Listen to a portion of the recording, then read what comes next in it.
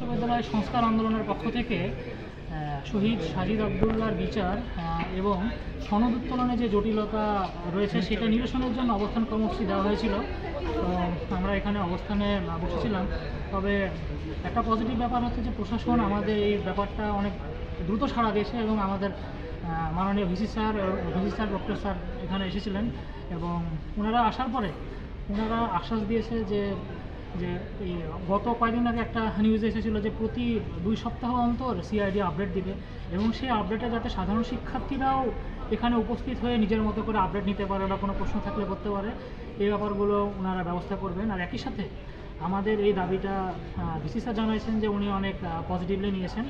তো উনি এইটার ব্যাপারে আমরা স্যারকে অনুরোধ করেছি যে স্যার যাতে 2 সপ্তাহের মধ্যে স্যার আমাদের একটা অ্যাটলিস্ট রোডম্যাপটা দেয় যে হচ্ছে স্যার হ্যাঁ এটা করতে অবশ্যই সময় লাগবে, যে একটা প্রশাসন ভবনের সিস্টেমটা পুরাটাই মানধাতা যুগের, সুতরাং এটা চাইলে সাথে সাথে কিন্তু চেঞ্জ করা যায় না। তো ভিসি স্যার আমাদেরকে ঠিক অল্প দিনের মধ্যে আমাদের জানাবেন যে তার এই প্ল্যানটার ব্যাপারে তার রোডম্যাপ কী বা তিনি চেঞ্জটা কীভাবে আনতে চান।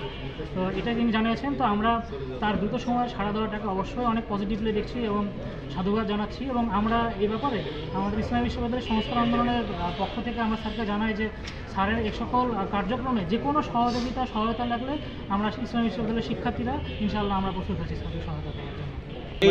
তুমি একটা নমুনা আমার কাছে নিয়ে আসো যে ডিপার্টমেন্টের সার্টিফিকেট চলে যায় কোথাও যায় না, কিন্তু আমাদের এখানে করা যায় কিনা এটা এরকম সার্টিফিকেট চলে এটা এইখানে এই বিষয়টা একটু ডিফিকাল্ট হয়ে যায়।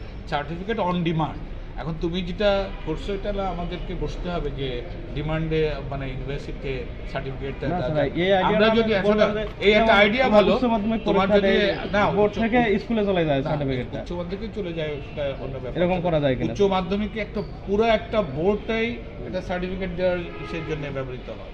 আর আমাদের জন্য যে অবস্থা আছে আমরা এটাকে এক্সপান্ড করতে চাচ্ছি, আমাদের ওই বিল্ডিংয়ে চলে যাচ্ছে জনবল আমরা একটা জায়গায় যাই, একটা দপ্তরে যাই যেন অনেক জায়গায় ঘুরতে হয়। এটা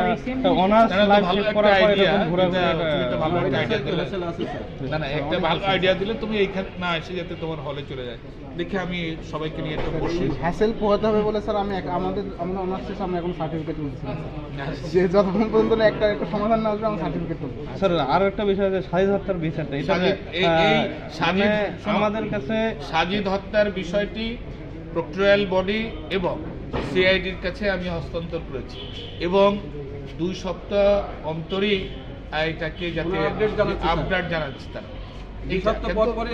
শোনো, সাজিদ হত্যার বিষয়টি আমি বলছি যেহেতু এটা ইসের কাছে চলে গেছে, ইনকোয়ারির কাছে চলে গেছে, আমি বলছি তারা যদি যেদিন যখন ইনকোয়ারিটা এরা ফাইন্ডিংসটা দিবে সেই দিন বিচার কার্য করার জন্য আমি তোমাদের সাথে দরকার হলে আদালতে যাব, যেটা জগন্নাথ ইউনিভার্সিটি ওটা প্রকাশ্য দিবালোকে হয়েছে বলে মানুষ ধরতে পেরেছে।